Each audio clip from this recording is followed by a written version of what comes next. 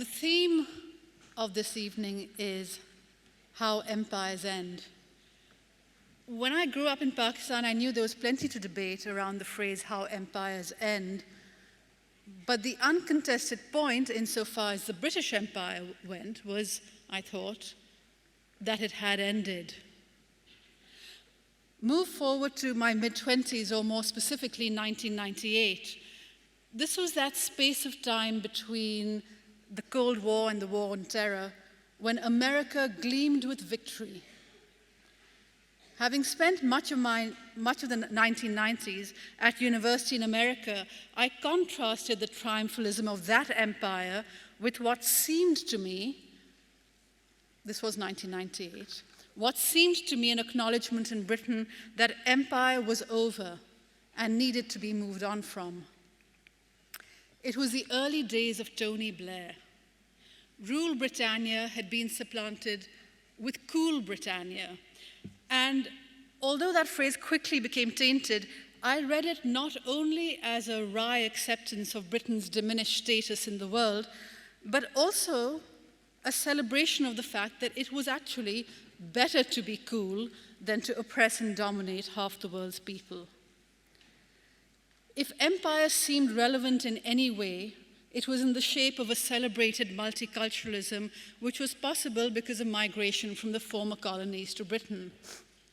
This all seems delusional rather than merely naive now.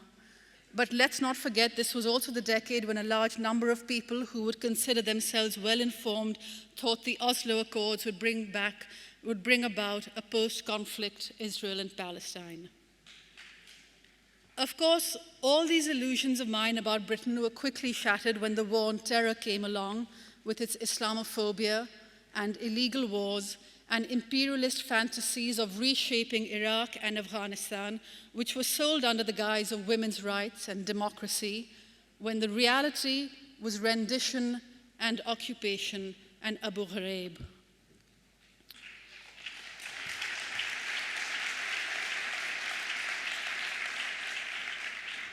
England's 21st century leaders have made clear their attachment to empire.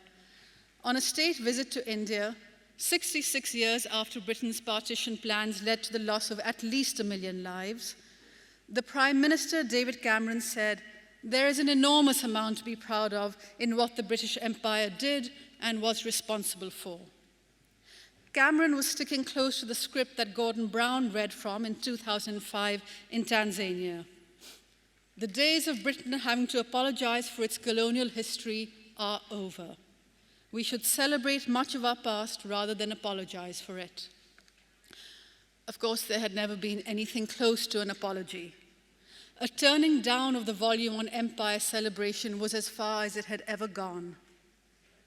By the time Brexit and Boris Johnson came along, the volume was all the way up. But it would be a mistake to think that it was a significant break with the attitude of previous leaders to have a prime minister whose writings contained this line about Africa: "The continent may be a blot, but it is not a blot upon our conscience.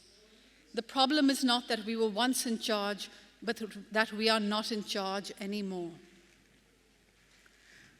You could grow up, as I did in Pakistan, and think the phrase, "how empires end," headlines an analysis of events that have occurred in the past. Spend enough time in England, and you see the phrase is the beginning of a terrifying ghost story. Because while the British Empire really did end many decades ago, its central myth continues to haunt this nation and shape its imagination to horrifying effect. The central myth of the British Empire comes from this great irony. It wanted to be seen as enlightened. The period of enlightenment is also the period of empire, and these two things were bound up with each other in all kinds of ways. Being enlightened meant you couldn't admit you were conquering for the sake of power. You had to have a moral justification. The moral justification of the British Empire was the civilizing mission, or as Kipling came to call it without irony, the white man's burden. It was based on the idea that the colonized were mired in a metaphorical darkness, and it was the moral duty of the English to shepherd them towards the light. Now, if you're going to sell this idea, it's necessary to first paint the colonized people as flooded by that metaphorical darkness. Never mind, say, the cultural magnificence or the philosophical riches of India. All this must be recast as something decidedly inferior. So, one of the great projects of empire was to create an image of the colonized as a people debased by ignorance and degraded by superstition, as Viscount Halifax put it while discussing the question of India in Parliament in 1853. To put it bluntly, the moral justification of empire was white supremacy, which received the widespread backing of opinion makers in Britain, be they writers or politicians or pamphleteers or journalists.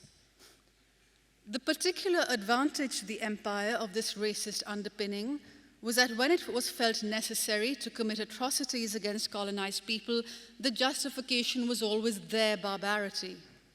The word native slipped easily into savage, which slipped easily into animal, and if someone is an animal, then no rules of enlightenment apply to them. The question for us is this: what does it mean to live in a nation that remains attached to a myth with racism at its heart?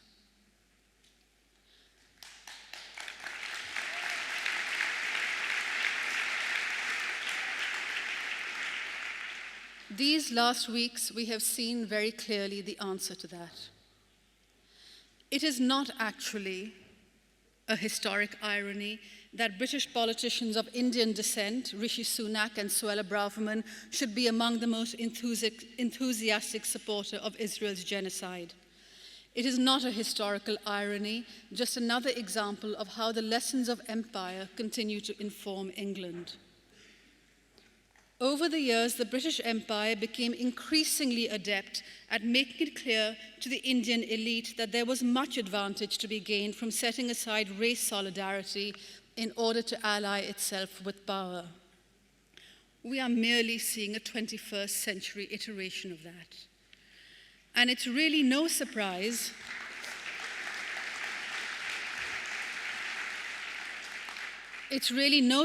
that the position in which the establishment is most comfortable placing Black and British Asians is Home Secretary, where they can be the face of extreme racism and then point to their own face to deny such racism is possible.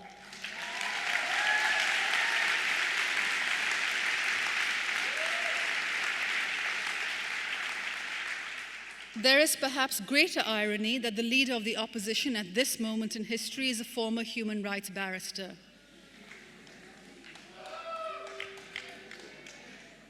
Keir Starmer knows better than anyone else that cutting off water and electricity to a civilian population goes entirely against international law.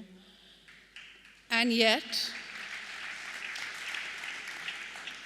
when asked about such actions, he said, Israel has that right. It shouldn't have been possible for him to say that.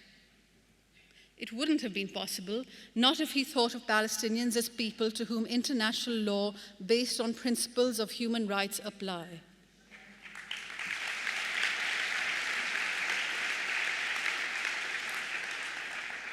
Let's pause for a moment to consider the optics of the ongoing genocide as viewed from Britain. On one hand, a military and political elite who are almost exclusively Ashkenazi of European descent. On the other hand, Arabs. The rules of empire weren't just rules about England and its colonies, they were rules of racial engagement. Since the 1800s, Britain has sold itself a story of white superiority over darker-skinned people. It has entwined its morality with that racism. It has justified acts of atrocity across its empire by characterizing not white people as savages and animals, and it has been very clear that the resources of such people can be plundered and they and their families can be massacred to shore up the power of the colonizer. All this is very deep in England's mythology, and the very last people in England who will question this mythology or allow it to be questioned are England's ruling classes. But the ruling classes can be made to withdraw their support for an apartheid state. We saw that with South Africa. And that's why it's vital that the work of opposing anti-Palestinian racism go on in every legitimate way at hand. I'm honored to be on the same stage as Omar Barghouti, and I want to thank him and his fellow organizers for the BDS movement that allows every one of